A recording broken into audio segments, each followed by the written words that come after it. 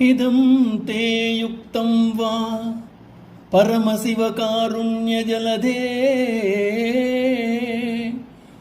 గతౌ తిర్యగ్రూపం తవ పదశిరో దర్శనథియా హరిబ్రహ్మాణౌ తౌ దివి భువి చరంతౌ శ్రమయుతౌ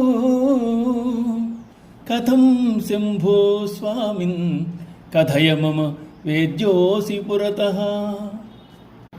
పరమేశ్వర కారుణ్య జలధే, నీ పాదములను చూడగోరి వరాహరూపము దాల్చి విష్ణువు, శరమును దర్శింపగోరి హంసరూపమున బ్రహ్మ భూమి ఆకాశమును చుట్టి వచ్చి శ్రమపడ్డారే గాని కృతకృత్యులు కాలేకపోయారు. హరిబ్రహ్మల కలవి గాని నీవు నాకు ఏ విధంగా కనిపించగలవో చెప్పు. హరిబ్రహ్మాదులకు కూడా అగోచరుడైన నీవు నా కన్నులకు ఎట్లు తోచదవో చెప్పుమని శంకరులు పరమేశ్వరుని అడుగుతున్నారు.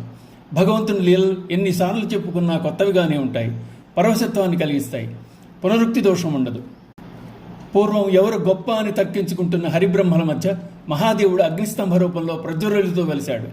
తమ కట్టెదుట నిలిచిన ఆకారం ఏమై ఉంటుందా అనుకుని దాని ఆద్యంతాలు కనుగొందామని హరి శోకరమై భూమిలోకి చొచ్చుకుంటూ వెళ్ళాడు. బ్రహ్మ హంసరూపం ధరించి ఆకాశానికి ఎగిశాడు. వారిద్దరూ తిర్యగ్ రూపాలు ధరించి భూమి ఆకాశాలు గాలించిన వారి శ్రమ ఫలించలేదు. హరి బ్రహ్మాదులకే కనిపించిన వాడివి నా కన్నులకు ఎట్లు తోచదువో స్వామి అని శంకరులు పరమేశ్వరుని వేడుకున్నారు.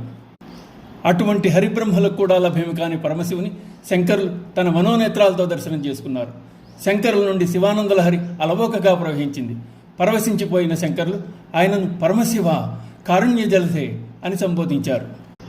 నిరంతరం పెళ్ళుబుగుతున్న ఈశ్వరుని కారుణ్యం ప్రవహించి సముద్రం వల్లే మారిందని, ఆ సముద్రానికి హద్దులు లేవని శివుడు దయాసాగరుడుని శ్లాఘించారు. శివ సాయుధ్యాన్ని పొందేందుకు మార్గం సుగమం చేసుకున్నారు. దయను ప్రదర్శించడంలో ఆది దంపతులు ఇద్దరూ సమానమే, పోటీ పడతారు. శివుడు వాత్సల్యానికి మారుపేరు, ఆపన్న ప్రపన్నుడు. బ్రహ్మాదులకు కూడా కనబడినవాడు భక్తికి లొంగిపోతాడు. జ్ఞానులకు గాని, మహర్షులకు గాని, దానవరులకు గాని, చివరకు యోగీశ్వరులకు కూడా పట్టుబడిన పరమశివుడు భక్తికి కట్టుబడిపోతాడు. భక్తులందు మక్కువగొన్న భక్తవ శంకరుడు ఎదుటనున్నది నరుడా అసురుడా అని ఆలోచించడు. ఆయన దృష్టిలో కేవలం భక్తి ప్రధానం. అదే ఆనందం, అదే చిద్విలాసం.